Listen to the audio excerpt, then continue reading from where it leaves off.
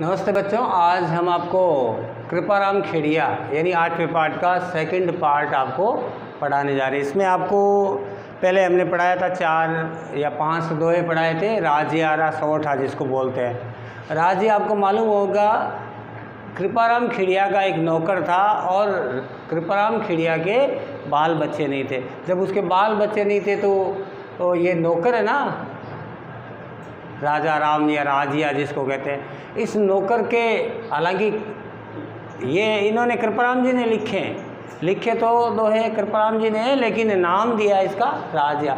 आज राजिया के नाम से कृपाराम का नाम बढ़ रहा है। यानी इसने ये सोचा कि मेरे बच्चे नहीं हैं और मैं अपने नौकर से बहुत प्यार करता हूँ, तो इसको नौकर को आगे बढ़ाने के लिए, उसका नाम रोशन करने के लिए इन्होंने, अच्छा ये आपको मालूम है बच्चों, ये जो राजिया का सोठा है ना, ये जीवन उपयोगी दोहे या श्लोक है। आपको मालूम है कि इनसे हम जीवन में आने वाले भविष्य में या अपने जो सामाजिक जीवन में हम जो जी रहे हैं उसके बारे में अच्छी बातें या प्रेरणादायक बातें उन्होंने बताई है। बात कर लेते हैं शरणार्थ की। इस पाठ में बच्चों जो भी ये शब्द आए हैं ये कुछ राजस्थानी भाषा के शब्द है और इससे हिंदी में इनको प्रयुक्त किया गया है। हालांकि राजियारा सोठा राजस्थानी में ज़्यादा आते हैं, लेकिन आपको अपनी क्षेत्रीय भाषाओं का ज्ञान प्राप्त करवाने के लिए कुछ शब्दार्थ भी आपको दिए गए हैं। हम बात कर लेते हैं शब्दार्थों की। तो शब्दार्थ में अवदात का मतलब होता है स्वच्छ या निर्मल, कहनी का मतलब होता है कथन या वचन, और बेमोशर यानी बेमोशर का मतलब होता है बिना कोई अवसर के, बिना कोई समय के। कहते हैं ना बेमौसर हमारे कुछ अतिथि आ जाते हैं, यानी बिना अतिथि के या बिना अवसर के अचानक आ जाते हैं, है ना। रूढ़ी का मतलब होता है अच्छी, और उपाव का मतलब होता है उपाय। आमय का मतलब रोग, और दब का मतलब जंगली। नीर बच्चों पानी को कहते हैं, और मझार यानी बीच में। चनन यानी चंदन, न्यारी यानी अलग, रूखा यानी वृक्ष, और संगत यानी संगति।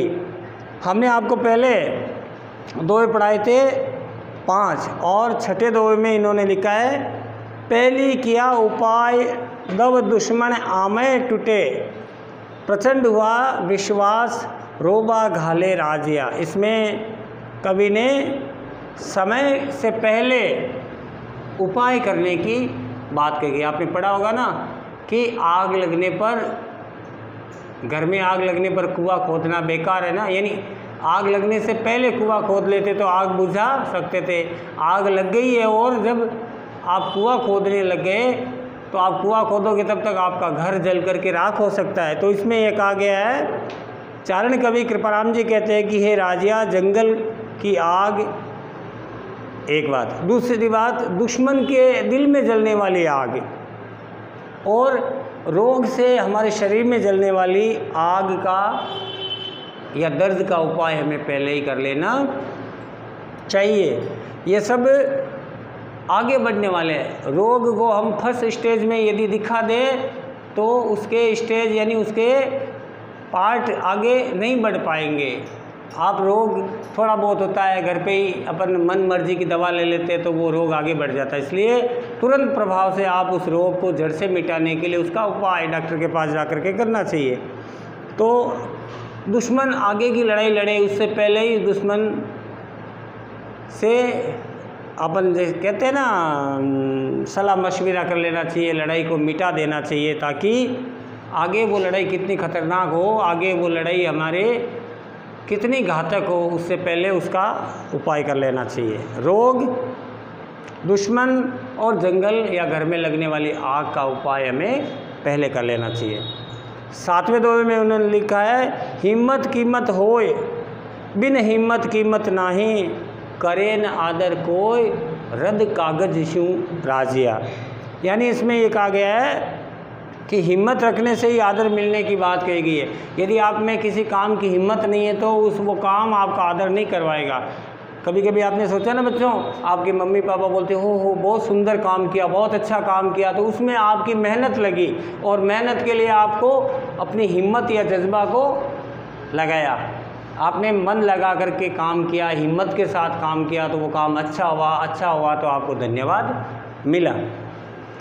कहने का मतलब है कृपाराम जी कहते हैं कि हे राजिया, हिम्मत रखने से ही उसकी कीमत होती है या उसका आत्मसम्मान बढ़ता है। हिम्मत के बिना कोई काम नहीं हो सकता। जिस प्रकार रफ कागज़ होता है उसकी कोई वैल्यूशन नहीं होती है, उसको कोई भी हाथ में मुट्ठी में मसल करके फेंक देता है और उसकी कोई इज्जत भी नहीं होती है ना। और एक अच्छी सफ़ेद कागज़, साफ़ सुथरा कागज़ हो तो लोग आराम से उसको उठा करके सही जगह रखते हैं कि भाई ये काम आएगा।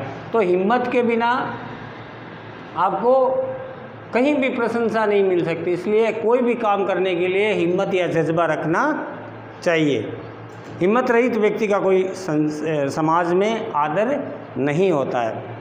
आगे देखो 8वें दो में इन्होंने लिखा है कि उपजावे अनुराग कोयल मन हर्षित करे, कड़वा लागे काग रसना रागुण राजिया। आपने इसमें यह समझना है कि बोली इंसान की वाणी, देखो आदमी की इज्जत है वो इंसान की वाणी में होती है। जैसा जो बोलेगा उसको वैसा सुनने को मिलेगा।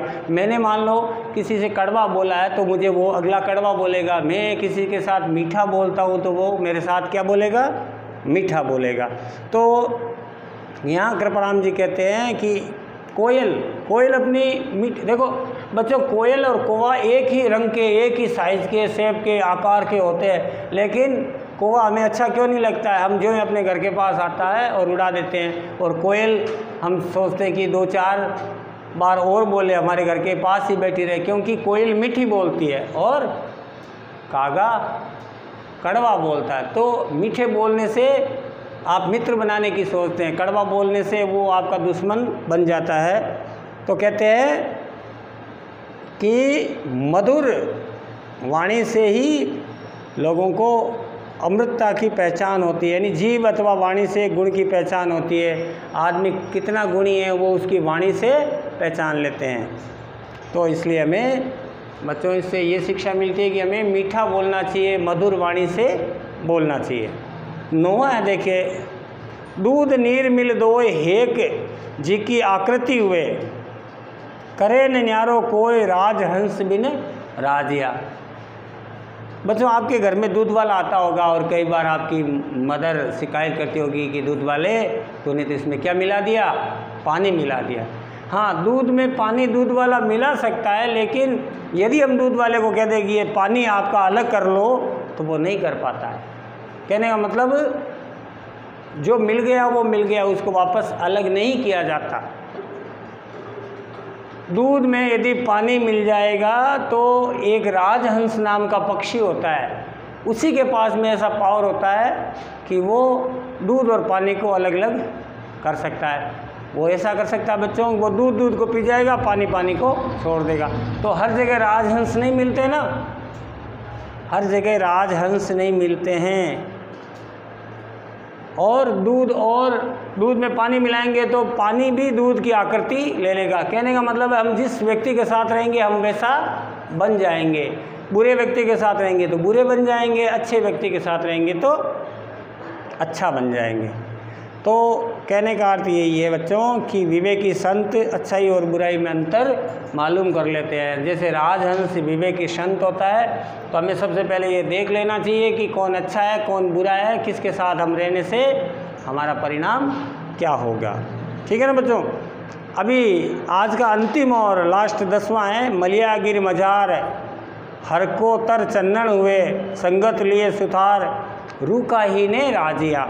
इसमें कवि कहते हैं कि संगति का प्रभाव बहुत ज़्यादा होता है। मलयगिरी पर्वत पर स्थित कोई भी वृक्ष चंदन का वृक्ष बन जाता है, क्योंकि मलयागिरी पर्वत है ना, इसमें सभी पर्वत पे जितने भी पेड़ पौधे हैं उनमें चंदन की सुगंध आती है, क्योंकि वहाँ भारी मात्रा में चंदन के पेड़ विद्यमान होते। तो चंदन के पेड़ के पास कोई भी यदि पेड़ है वो उसके स्पर्श से या उसके आलिंगन में आया है तो उसमें भी उसकी खुशबू आ जाएगी। तो राजिया यहाँ पर यह संबोधित कर रहा है कि संगति का प्रभाव और परिणाम हमेशा दिखाई देता है। इसलिए जिस प्रकार मलयाचल पर सभी वृक्ष चंदन की तरह सुगंधित होते हैं, उसी प्रकार हमें भी अच्छे लोगों के साथ रह करके और अच्छे लोगों के गुणों को विकसित करना है। तो बच्चों, ये पार्ट सेकंड व थर्ड में हम आपसे 11वें दोहे के साथ या 11वें सोटे के साथ मिलेंगे। आज के 2 प्रश्न आप कर लीजिए।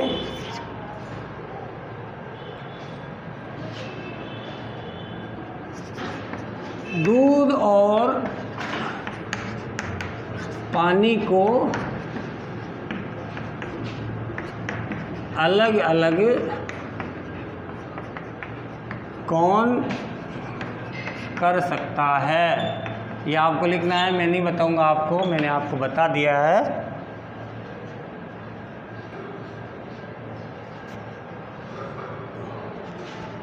दूसरा लिखिए, कवि के अनुसार किसके अभाव में कोई कार्य सिद्ध नहीं हो सकता है? किसके अभाव में कौन सा कार्य सिद्ध नहीं हो सकता, ये बच्चों आपको करने हैं। और अगले पार्ट 3 यानी तीसरे वीडियो में हम आपसे फिर मिलेंगे। तब तक के लिए नमस्कार।